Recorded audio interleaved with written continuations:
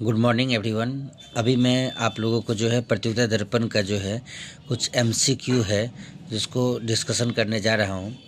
और मैं विगत 5-6 दिनों से जो है वह ट्रेनिंग में बिजी था, इसीलिए जो है वो आप लोगों के समक्ष जो है वह करंट अफेयर से संबंधित प्रश्नों को लेकर नहीं आ पा रहा था।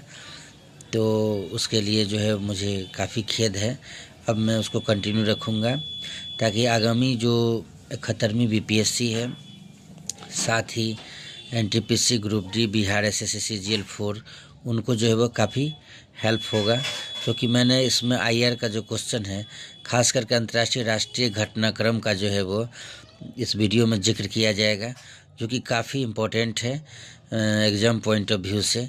क्योंकि अब क्वेश्चन जो है वो मेनली जो है वो डेप्थ में पूछा जाता है। तो देखिए, ये पहला क्वेश्चन है कि सीरिया में जो है तख्ता पलट हुआ है, उसके बाद एक अंतरिम सरकार का जो है गठन किया गया है। उसका प्रमुख जो है वह चुना गया है मोहम्मद अल बशीर को। कहाँ पे? सीरिया में। भारत और ब्रिटेन के बीच जो है 2+2 जो विदेश और एवं रक्षा वार्ता आयोजित हुआ है, वह नई दिल्ली में हुआ है। भारत और ब्रिटेन दो देश हैं, उनके बीच 2+2 वार्ता फॉरेन और डिफेंस के लिए जो है आयोजित किया गया है, और वो आयोजन स्थल है नई दिल्ली।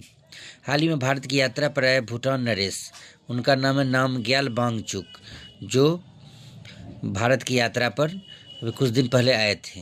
वर्तमान में श्रीलंका के राष्ट्रपति हैं अनुरा कुमारा दिसानायके, जो श्रीलंका के क्या हैं, प्रेसिडेंट हैं। भारत चीन सीमा मामलों पर परामर्श एवं समन्वय के लिए कार्यतंत्र की जो है 32वीं बैठक जो है आयोजित की गई है, और वह स्थान है नई दिल्ली। 2034 में जो फीफा वर्ल्ड कप होगा उसका मेज़बानी करेगा Saudi Arab.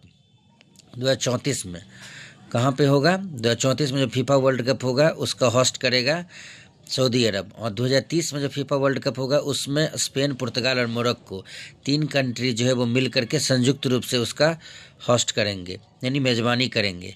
The order of Mubarak Al Kabir सम्मान से सम्मानित किया गया है देश के माननीय प्रधानमंत्री नरेंद्र मोदी को, और ये सम्मान जो है वो कुवैत के तरफ से जो है, कुवैत सरकार के तरफ से प्रधानमंत्री को दिया गया, the order of Mubarak Al Kabir. Next question है कि वर्तमान में नेपाल के थल सेनाध्यक्ष जो है अशोक राज सिगडेल हैं, जो वहाँ के थल सेना प्रमुख हैं, और उन्हें भारत सरकार के तरफ से जनरल की मानद रैंक जो है दी गई है अशोक राज सिगडेल को। हाल ही में भारत चीन के बीच विशेष प्रतिनिधि स्तर की वार्ता जो है, और वह उनका संख्या है 23वां विशेष प्रतिनिधि स्तर की वार्ता जो है वह चीन की राजधानी जो है वह बीजिंग में संपन्न हुई है। इजराइल फ़लस्तीन विवाद के मामलों में संयुक्त राष्ट्र महासभा ने सेनेगल द्वारा एक प्रस्ताव को पुनः भारी बहुमत से जो है वह पारित किया है 3 दिसंबर 2024 को। 3 दिसंबर 2024 को जो है वह विवाद के मामले में संयुक्त राष्ट्र महासभा में कुल कितने सदस्य हैं? 193 सदस्य हैं, और जो है सबने एक प्रस्ताव जो है वह भारी बहुमत से प्रस्ताव जो है पारित किया है। उसमें कुछ लोग 157 शायद पक्ष में थे और बाकी विपक्ष में थे।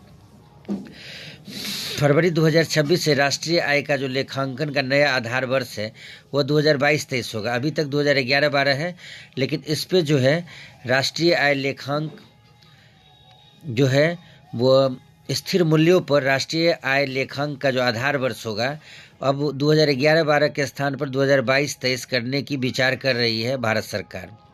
अब राष्ट्रीय आय का जो नया आधार वर्ष होगा लेखा का, वह 11-12 के जगह पे 22-23 होगा। हाल ही में आरबीआई ने सीआरआर जो है कैश रिजर्व रेशियो को 4.5 से घटा करके 4% कर दिया है। नेक्स्ट क्वेश्चन है कि किसानों के लिए जमानत मुक्त ऋण की सीमा जो है वो 1.5 लाख से बढ़ा करके कितना कर दिया गया है? 2 लाख जमानत मुक्त की जो सीमा है वह। नेक्स्ट क्वेश्चन है कि बैंकिंग कानून संशोधन विधेयक जो है वह ध्वनि मत से पारित किया गया है 3 दिसंबर 2024 को।